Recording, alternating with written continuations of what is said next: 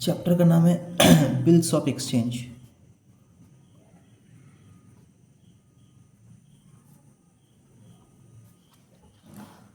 मैं आपको बहुत सारा केसेस समझाऊंगा और केसेस से रिलेटेड क्या क्या जर्नल एंट्री है वो बताऊंगा। चैप्टर बहुत इजी है, बस थोड़ा सा आपको समझना पड़ेगा और कुछ नहीं।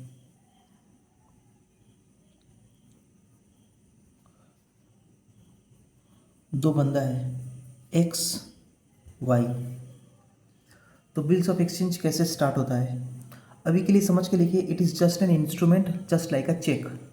जिस तरह चेक में क्या होता है, मैं चेक बनाता हूँ और बना के बैंक में जमा देता हूँ, किसी बंदे को देता हूँ और वो बंदा क्या करता है, वो चेक लेकर बैंक में डिपॉजिट करता है और बैंक क्या करता है, पेमेंट उस बंदे को कर देता है।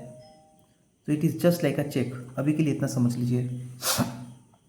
तो बिल्स ऑफ एक्सचेंज कैसे स्टार्ट होता है, ये तभी स्टार्ट होगा when there is credit sale and not cash sale. तो सबसे पहले क्रेडिट सेल होना बहुत ज़रूरी है। तो सपोज एक्स ने वाई को 50,000 रुपीज़ का सामान बेचा, तो वाई पेमेंट एक्स को अभी नहीं करेगा क्योंकि ये तो क्रेडिट में सेल हुआ है ना, तो हो सकता है कुछ दिनों बाद करेगा। तो एक्स क्या करता है, एक बिल बनाता है। हु इज़ द मेकर, जो बंदा सामान बेच रहा, जो सेलर होता है, वही बिल बना रहा। तो जब बिल जो बनाता है उसको बोलते हैं मेकर या ड्रॉयर। जिसके ऊपर बनाता है उसे कहते हैं ड्रॉई। तो फिर एक्स क्या करेगा, इसके ऊपर एक बिल बनाएगा, बिल ऑफ एक्सचेंज। ठीक है, ये बिल बनाएगा, अपना साइन करेगा, साइन करके इसे देगा। जब इसे दिया तो it is just a paper. ड्रॉई क्या करता है, वो अपना एक्सेप्टेंस देता है, मतलब उस बिल को एक्सेप्ट करता है, मतलब उस पर साइन करता है। तो जैसे ही वो अपना एक्सेप्टेंस देता है, उस बिल पर वो साइन करता है, ही बिकम्स द एक्सेप्टेड। और जैसे ही वो बिल को एक्सेप्ट कर लिया, यही बिल इसके तरफ से हो जाता है बिल्स पेबल और इसकी तरफ से हो जाएगा बिल्स रिसीवेबल। तो याद रखिएगा, जब जब ये ड्रॉयर बिल बना रहा है, it is just a paper. जब वाई उस बिल पर साइन करेगा, ही becomes the acceptor of the bill of exchange. और जैसे ही वो उसने अपना एक्सेप्टेंस दिया, वो बिल बन जाएगा इसके पॉइंट ऑफ व्यू से बिल्स पेबल, क्योंकि उसे इस बिल के अगेंस्ट पेमेंट करना है। तो bills payable is a liability और लाइबिलिटीज आर क्रेडिटेड। और वही बिल इसके तरफ से हो जाएगा रिसीवेबल, मतलब पैसा मिलेगा, तो इसके तरफ से हो जाएगा asset, debit item. Assets are always debited, liability always credited. हर एक बिल का ड्यू डेट होता है। सपोज इस बिल का ड्यू डेट है 2 महीना बाद। क्रेडिट सेल हुआ है, मान ले रहे 1 सितंबर 2025। तो 2 महीने के बाद इस बिल का ड्यू डेट आएगा। तो 2 महीना बाद मतलब 1 सितंबर, 1 अक्टूबर 1 महीना, 1 नवंबर 2 महीना। तो ड्यू डेट हो जाएगा 1 नवंबर 2025 प्लस एडिशनल 3 डेज हमेशा दिया जाता है, जिसे कहते हैं 3 grace days, GRACE, 3 days of grace. तो इसका ड्यू डेट हो जाएगा 1 नवंबर प्लस 3 एडिशनल डे आपको दे रहे, ताकि अगर आप अभी भी पैसा का इंतज़ाम नहीं किए हैं तो पैसा का इंतज़ाम कर लीजिए। तो ये डेट हो जाएगा 4 नवंबर 2025। हमेशा इसे ऐड करना है। तो एक्चुअली 4 नवंबर तक वाई के पास टाइम है। तो वाई का जिम्मेदारी है, रिस्पॉन्सिबिलिटी है ओनस है कि वो 4 नवंबर तक पैसे का बंदोबस्त कर ले। और फिर एज पर the terms and conditions of this bills of exchange, क्योंकि उसने उस बिल पर साइन किया है, अपना एक्सेप्टेंस दिया है, तो उस बिल में लिखा हुआ है कि 2 महीना बाद वाई एक्स को पेमेंट करेगा। तो वाई का क्या करेगा 4 नवंबर को, यानी कि on the due date. Y के पास क्या रिस्पॉन्सिबिलिटी, वाई का रिस्पॉन्सिबिलिटी कि वो 4 नवंबर को इस बिल का पेमेंट एक्स को कर दे।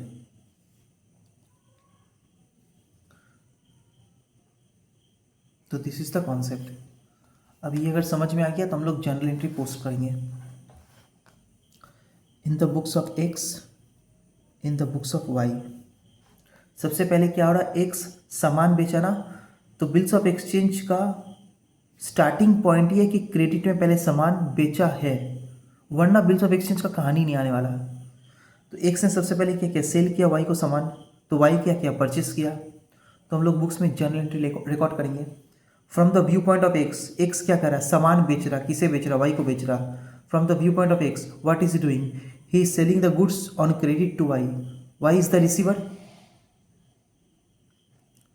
Debit the receiver, credit the giver, Y is the receiver, Y account debit 50,000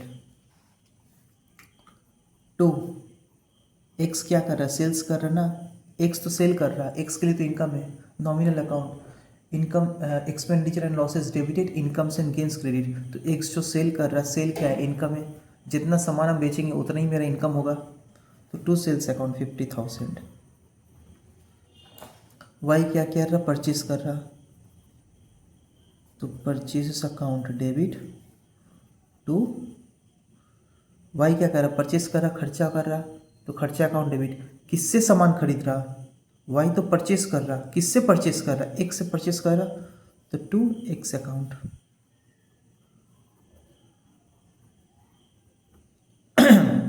इसे हम लोग ये भी बोल सकते हैं debtors account debit to sales account, क्योंकि एक्स के लिए वाई क्या है, कस्टमर है ना, कस्टमर से पैसा मिलेगा ना, तो debtors account debit to sales account. तो अगर नाम लिखा हुआ नहीं है तो हम लोग लिखते हैं debtors account debit to sales account.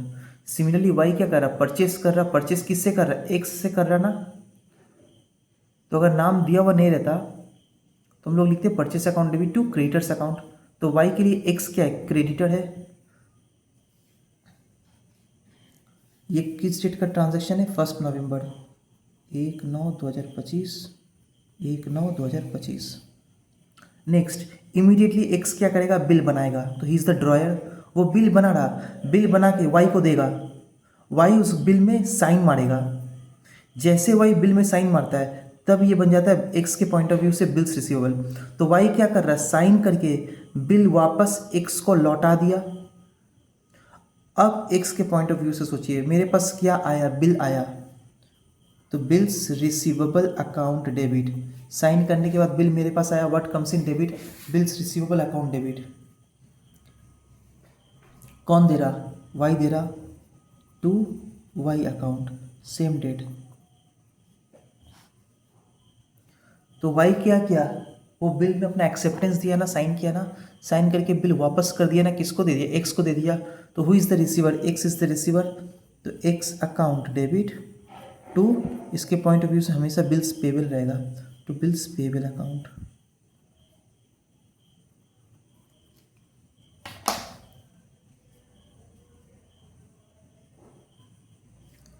Impact देखो क्या हुआ, वाई से पैसा मिलेगा, वाई से 50,000 वाई से मिल चुका, क्या मिला, बिल मिला। यानी कि एक्स के पॉइंट ऑफ व्यू से मैंने सामान बेचा 50,000 का, और ये जो सामान हम बेचे इसके अगेंस्ट मुझे बिल मिला है, बिल रिसीव किए, किससे, वाई से, तो बिल रिसीवेबल अकाउंट डेबिट। अब जो भी पेमेंट मुझे मिलेगा उस बिल के अगेंस्ट मिलेगा। वाई के पॉइंट ऑफ व्यू से मैंने परचेस किया सामान, किससे परचेस किया, एक्स से परचेस किया, तो एक्स को कुछ देना पड़ेगा, हाँ दे दिए, क्या दिए, X account debit to bills payable account, bill दिए।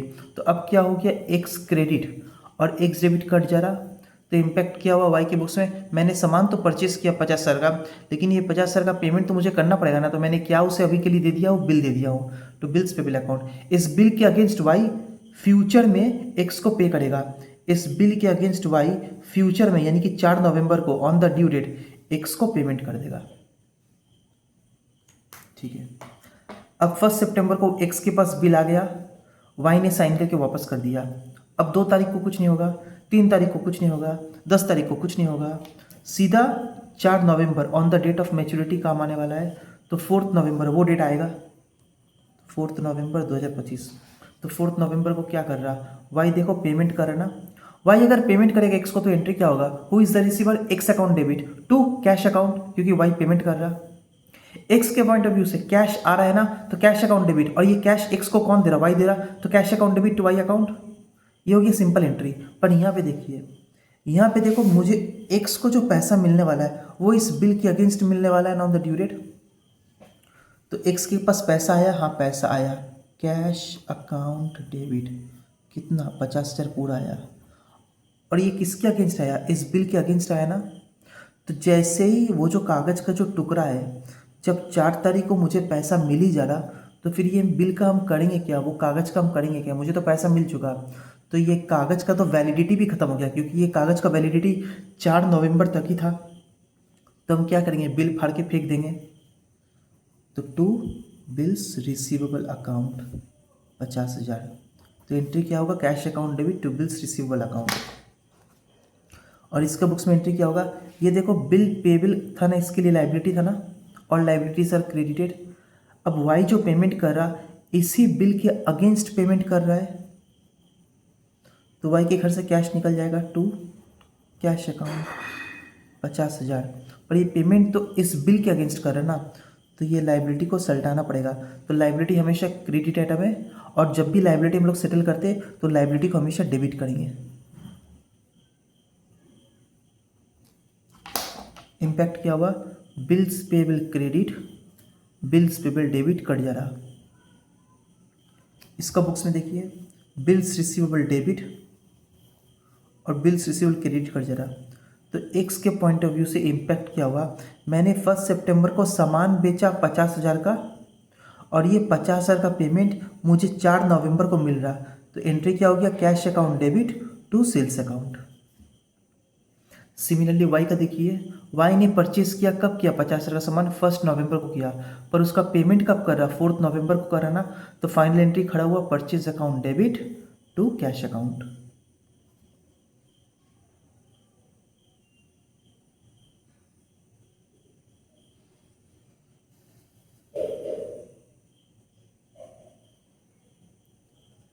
अब नंबर 2, सब कुछ सेम रहेगा। एक बंदा है एक्स, एक बंदा है वाई। एक्स ने वाई को सामान बेचा 50,000 का, किस डेट को, 1 नवंबर 2025 क्रेडिट में।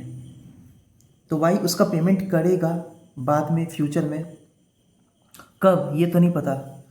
तो एक्स ने क्या किया, इमीडिएटली एक बिल बनाया, ड्रॉ किया। तो एक्स हो गया ड्रॉयर। किसके ऊपर बनाया, जिसके ऊपर बनाया जाता है उसे ड्रॉ ही कहते हैं। तो एक्स ने बिल बनाया, किसके ऊपर बनाया, वाई के ऊपर बनाया, इसलिए एक्स को बोलते हैं ड्रॉयर, वाई को बोलते हैं drawee. But this is just a paper, that is not yet a legal instrument. X क्या करता है, वो बिल बनाने के बाद वाई को देगा, वाई को उस बिल पर एक्सेप्ट करना पड़ेगा, अपना एक्सेप्टेंस देना पड़ेगा। तो एक्स, वाई बन जाएगा एक्सेप्टर। जैसे वो बिल पे अपना एक्सेप्टेंस दिया, तो वाई की तरफ से बिल्स पेबल, एक्स की तरफ से बिल्स रिसीवेबल। बिल का मैच्योरिटी है ठीक 2 महीने बाद। तो 1 नवंबर को सेल किए थे, 1 नवंबर को ही बिल ड्रॉ किए। जिस दिन बिल ड्रॉ होता है उस दिन से 2 महीना, तो 1 नवंबर को बिल ड्रॉ किए, तो इसका ड्यू डेट क्या आएगा, ड्यू डेट बोलिए या डेट ऑफ मैच्योरिटी बोलिए। इसका ड्यू डेट आएगा 2 महीना बाद। तो 1 नवंबर, 1 सितंबर, 1 अक्टूबर 1 महीना, 1 नवंबर दूसरा महीना, प्लस 3 डेज ऑफ ग्रेस, तो डेट हो जाएगा 4 नवंबर 2025। अब इम्पॉर्टेंट चीज़ है, अब वाई को तो पेमेंट करना था उस बिल के अगेंस्ट एक्स को, करेक्ट। तो वाई क्या करता है, इस ड्यू डेट में पेमेंट नहीं करता है, did not make the payment, तो इसे कहते हैं डिसऑनर्ड। ये वर्ड डिसऑनर्ड का मतलब क्या होता है समझ लीजिए। देखो ये भी बिजनेस कर रहा, ये भी बिजनेस कर रहा, ये क्रेडिट में सामान बेच दिया, इसने क्रेडिट में सामान खरीद लिया। तो एक्स तो यही ना, बिजनेस हमेशा ट्रस्ट पे चलता है। तो एक्स तो हमेशा कम से कम वाई पे भरोसा तो करेगा कि यार मैंने आज तुम्हें माल फ्री में दे दिया, तो मुझे पेमेंट कर देना कुछ दिनों बाद। कुछ दिनों बाद मतलब कब, 2 महीने बाद। क्या वाई 2 महीने बाद पेमेंट किया, नहीं किया ना, मतलब वाई इज़ बेसिकली डिसऑनरिंग हिम, उसका ट्रस्ट तोड़ रहा। इसीलिए वर्ड आया डिसऑनर्ड। तो अब ऐसा केस में जर्नल एंट्री क्या होगा? In the books of X, in the books of Y. सबसे पहले एक्स ने सामान बेचा ना, किसको बेचा? वाई को बेचा। तो debtor account debit to sales account, Y account debit to sales account. कितना? 50,000 का सामान। डेट क्या है? 1 नवंबर 2025। तो इसका भी बुक्स में 1 नवंबर 2025। वाई क्या कर रहा? सामान खरीद रहा है ना, परचेस कर रहा है। तो purchases account debit to creditor account. मेरा क्रेडिटर का नाम क्या है? एक्स। कितना का सामान परचेस किए? 50,000। इमीडिएटली सेल करने के बाद एक्स इमीडिएटली बिल ड्रॉ करेगा वाई के ऊपर और वाई उसे एक्सेप्ट करेगा। जैसे ही वाई अपना साइन किया तो साइन करके वाई अपने पास बिल तो रखेगा नहीं, वो बिल एक्स को लौटा देगा। तो एक्स के पॉइंट ऑफ व्यू से वो बिल्स रिसीवेबल हो गया। तो एक्स को क्या मिला? वाई से बिल मिल रहा ना, तो एंट्री होगा बिल्स रिसीवेबल अकाउंट डेबिट। किससे मिल रहा? वाई से मिल रहा, टू वाई अकाउंट।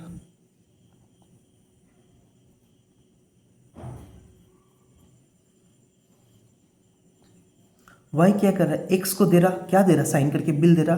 तो who is the receiver? X is the receiver from the view point of Y. और क्या दे रहा? बिल दे रहा ना, तो टू बिल्स पेबल अकाउंट 50,000।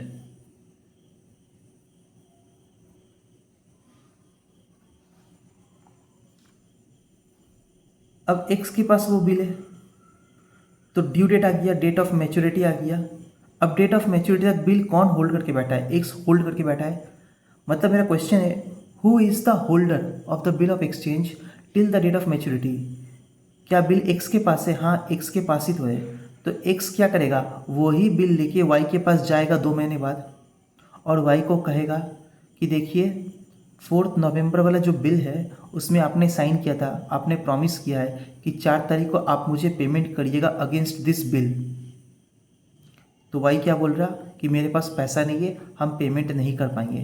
तो क्या वाई पेमेंट किया? नहीं किया। तो क्या वाई वाई के लिए तो बिल्स पेबल था ना, क्या वाई इस बिल के अगेंस्ट पेमेंट किया? नहीं किया ना। पर जो ड्यू डेट है उस बिल का जो लीगलिटी है, मतलब वैलिडिटी, वो तो 4 तारीख को ही एक्सपायर हो जा रहा। फिर तो वो कागज़ का टुकड़ा का कोई वैल्यू ही नहीं रहा। तो एक्चुअली क्या वो पेमेंट किया? इस बिल के अगेंस्ट नहीं किया ना, तो इसको कैंसिल करना पड़ेगा। तो इस बिल को कैंसिल करना पड़ेगा। तो bills payable account debit to Y ने पेमेंट नहीं किया, पर वाई की तरफ से सोचिए, क्या वाई इस ऑब्लिगेशन से फ्री हो गया?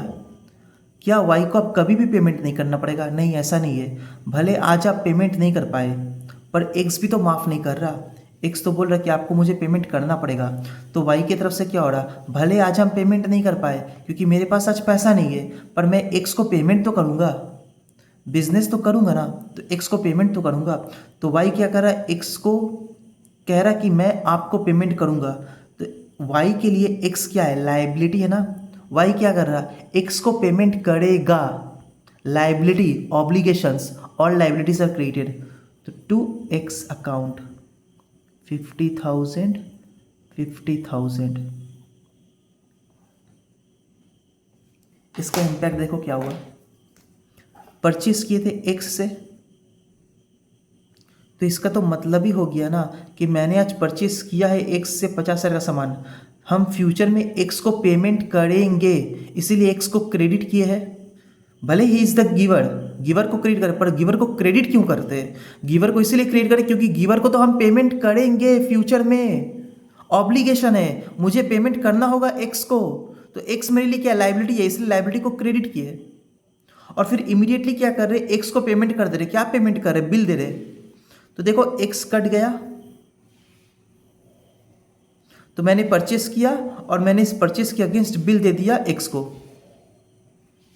पर क्या इस बिल के अगेंस्ट पेमेंट किए? नहीं किए ना, तो बिल को भी तो कैंसिल करना पड़ेगा। तो बिल को कैंसिल कर दिए और क्या बोले कि हम एक्स को पेमेंट करेंगे। तो अल्टीमेटली तो इम्पैक्ट वही हो गया, he is standing at the same position ना, he is standing at the same position. क्या पोजिशन है? मैंने परचेस किया था 50,000 का सामान और अभी भी एक्स को मुझे देना है 50,000 रुपया। Purchase account debit to X account था, purchase account debit to X account. मैंने 1 सितंबर को सामान परचेस किया था और ड्यू डेट 4 नवंबर होगा, और ड्यू डेट को पेमेंट नहीं कर पाया, तो मैं पेमेंट करूंगा एक्स को, तो अभी भी मुझे एक्स को पेमेंट करना है 50,000। तो डिसऑनर का एंट्री क्या होता है? ठीक इसी का ऑपोजिट हो जाता है, bills payable account debit to X account. और अगर इस बिल के अगेंस्ट पेमेंट होता तो एंट्री क्या होता? Bills payable account debit to cash account. ये रहा bills payable account debit to cash account. तो पेमेंट अगर होता है तो ये एंट्री है, और अगर डिसऑनर होता है तो ड्रॉई का बुक्स में ये वाली एंट्री है। सिमिलरली यहाँ पे आते हैं 4 नवंबर 2025। देखो वाई को सामान बेचे, वाई से मुझे मिला, क्या मिला? बिल मिला। तो अब मैं वेट करूँगा 4 नवंबर तक, और 4 नवंबर को क्या है? मुझे कैश मिलेगा अगेंस्ट दिस बिल। पर क्या इस बिल के अगेंस्ट मुझे कैश मिला? नहीं मिला। तो ये बिल को तो कैंसिल ऐसे भी करना पड़ेगा, क्योंकि वैलिडिटी तो ख़त्म हो गया। 4 तारीख तक ही तो इस बिल का वैलिडिटी था। क्या पेमेंट मिला? नहीं मिला। तो अल्टीमेटली इस बिल को तो कैंसिल करेंगे ही। तो बिल रिसीवेबल डेबिट की है, तो अब इसको क्रेडिट कर देंगे टू बिल रिसीवेबल अकाउंट 50,000। अब एक्स की तरफ से सोचो, इस बिल के अगेंस्ट पेमेंट तो नहीं मिला, पर क्या एक्स ने वाई को छोड़ दिया कि ठीक है आपको पेमेंट करने का दरकार नहीं है? नहीं, एक्स ने छोड़ा नहीं है। एक्स भी तो बिजनेस कर रहा, वो बोल रहा ठीक है अभी आप पेमेंट नहीं कर पाए, लेकिन फ्यूचर में आप मुझे पेमेंट करिएगा। तो एक्स के पॉइंट ऑफ व्यू से वाई से पैसा मिलेगा, वाई से पैसा रिकवरेबल है, मिलेगा। Asset, all assets are debited, इसीलिए वाई अकाउंट डेबिट कर रहे हैं 50,000। तो अल्टीमेटली इम्पैक्ट क्या हुआ? ये बिल रिसीवेबल डेबिट और ये बिल रिसीवेबल क्रेडिट कट जा रहा। तो अल्टीमेटली एक्स भी सेम पोजीशन पर ही खड़ा है। क्या? मैंने सामान तो बेचा है 50,000 का, पर ये पैसा मुझे वाई से मिलेगा ना। मैंने सामान तो बेचा है 50,000 का, पर यही पैसा मुझे वाई से मिलेगा। 4 तारीख को मिल जाना चाहिए था, पर क्या मिला? नहीं मिला। तो मिलेगा Y account debit to sales account.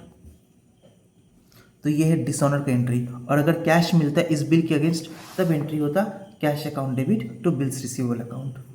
तो दोनों ही केसेस में बिल रिसीवेबल डेबिट है तो बिल रिसीवेबल को ही क्रेडिट करेंगे, बिल्स पेबल क्रेडिट है तो बिल्स पेबल को ही डेबिट करेंगे। अगर कैश मिल गया तो वेरी गुड, और अगर डिसऑनर हुआ तो पार्टी अकाउंट डेबिट या टू पार्टी अकाउंट।